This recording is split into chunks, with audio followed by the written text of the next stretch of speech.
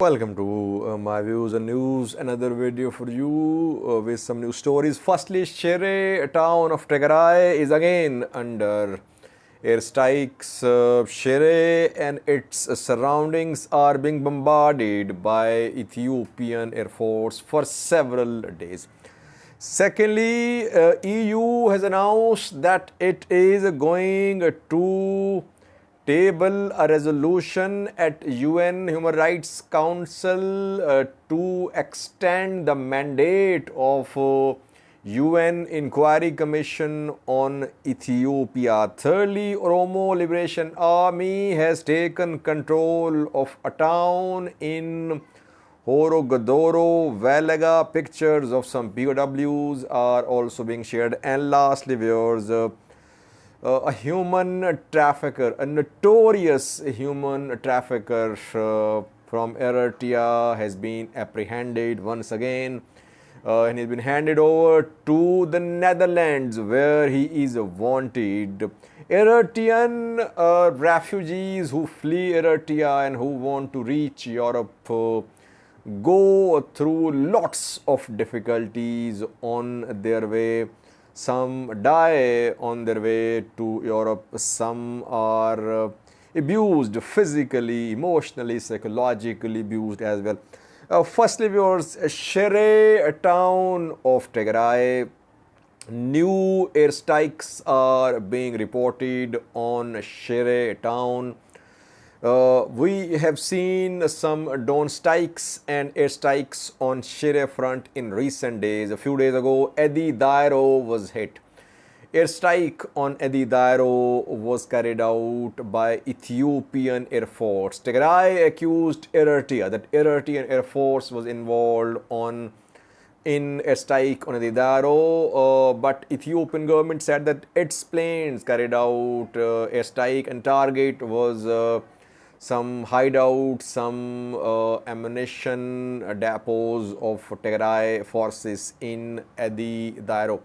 Then 2 days ago, an IDP camp near Edi Dairo was hit in a drone strike, and Tigray yesterday said that 65 civilians, including women, children and elderly, had been killed in the drone strike on an IDP camp near Edi Dairo. Again, close to, you can say this is Shire front, and now Shire city where airstrikes are being reported. And Shire has been bombarded in the past few weeks several times. Despite Ethiopian and Eritrean offensives to reach Shire, they could not reach Shire. And we know that from Shire, movement of Tigray forces towards Edi Dairo, towards northern part of Tigray, close to Eritrea border, has also been seen. I reported in some videos that massive reinforcements were being sent from Shire to Edi Dairo. So it's a very important front, a major front. ENDF and EDF have made some territorial gains to the east of Shiraro. They captured Shiraro. Then to the east of Shiraro, they captured some places like Edi Hagre, Edi Eviala. But they could not reach close to Shire. That is why Shire was bombarded to stop any movement of Tigray fighters from Shire towards Edi Dairo and to hit TDF bases in Shire. It seems that before the start of talks on Sunday in South Africa, Ethiopian forces will intensify their air campaign, their operations, their offensives. They want to capture as much area of Tigray as possible before the start of talks in South Africa on Sunday. So we could see more such airstrikes, drone strikes in the next 2 days. Secondly, viewers, the second news story is about UN Inquiry Commission on Ethiopia formed last year. It visited Ethiopia. It was not allowed to visit Tigray. The commission was tasked with investigation of human rights abuses committed during a Tigray war since the start of the war in November 2020, but Ethiopian government did not allow the commission to visit Tigray. The commission returned, then it visited reportedly Djibouti and Sudan, where IDPs, refugees from Tigray and neighboring regions had been staying for months. The commission submitted its report to UN General Assembly a few days ago, and in that report, commission leveled serious allegations against Ethiopian federal government, though it accused all parties to the conflict of having committed human rights abuses. But mainly, a commission accused Ethiopian federal government that it was involved in using hunger as a weapon of war. Ethiopian government obviously rejected the report of UN Inquiry Commission. Now, EU has announced that it will submit a resolution for extension of the mandate of this commission. EU wants this commission to continue its investigations.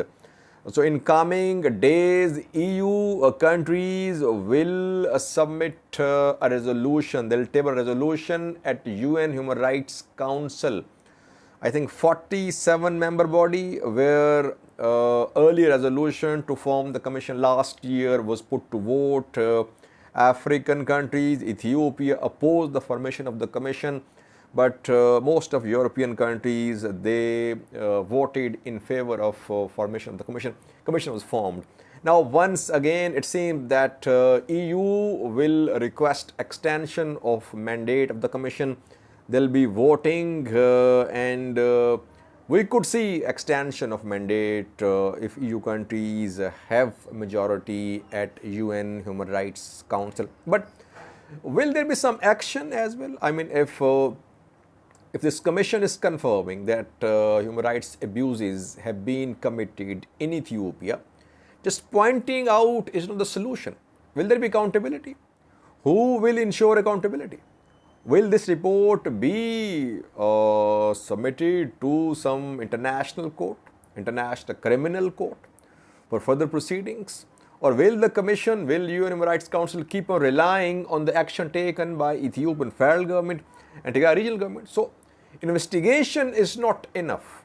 You need to follow up the investigation in the form of some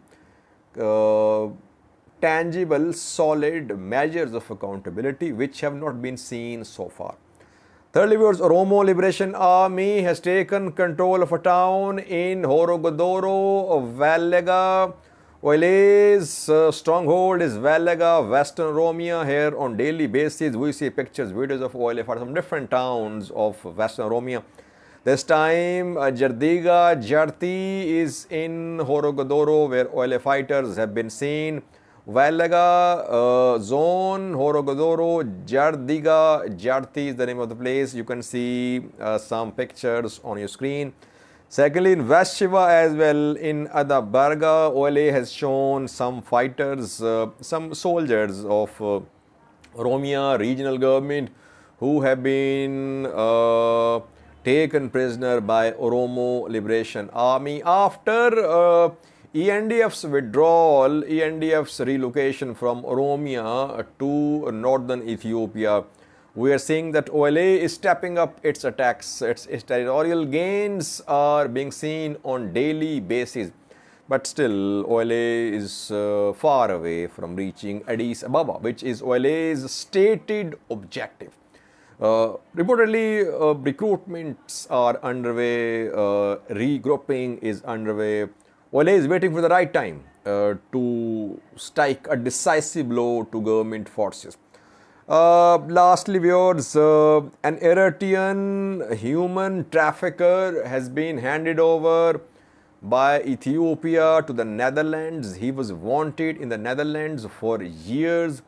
Man is known for running a human trafficking network for Eritrean refugees who want to reach Europe.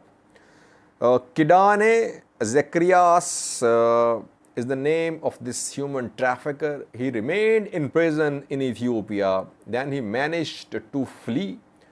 He was rearrested and now he's been handed over to the Netherlands. Why? Because he's wanted there. Eritreans who want to reach Europe illegally are victimized by these human traffickers. Sexual violence, extortion, ransom payments, and sometimes death as well. This is what the refugees face on their way to Europe. From Eritrea, then to Ethiopia, Sudan, Libya. There are several networks operating. These networks extort money and several die on their way to Europe. It's not that all Eritreans in the past managed to reach Europe. Several died in different incidents. And these human traffickers are running this network of human trafficking. Sometimes they contact families of the refugees who live in Europe. They contact them for ransom.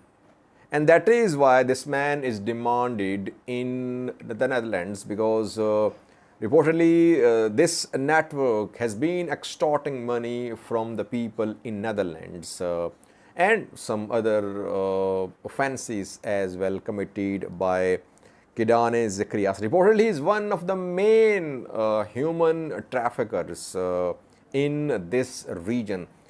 He remained in prison in Ethiopia. Somehow he managed to flee, rearrested, since he is wanted in the Netherlands. That is why Ethiopian government has handed over this trafficker to the Netherlands. We should also try to find a solution. Though migration is an international phenomenon, it's not just an Eritrean issue. But in Eritrea, we see that youth want to flee. And their population is declining reportedly. Though it's difficult to get exact numbers in Eritrea as well. It's difficult to get information from Eritrea, credible information. Everything is under tight control of the government. But Eritrea should also realize that its human asset is leaving the country. Can a country prosper? Can it make any progress if its youth keep on fleeing in large number? Ruling elite, perhaps it does not matter for ruling elite if the people are fleeing Eritrea. But for the country, for the majority of people living in Eritrea, this migration of large number of Eritreans, illegal migration, it is concerning, it should be concerning. Dozens have lost their lives on their way. So it brings bad name to the country as well if your people are being exploited by human traffickers. And human traffickers, he is also an Eritrean, Kidane Zacharias. So I think the countries should also try to remove the causes behind leading to illegal migration. Thank you for watching.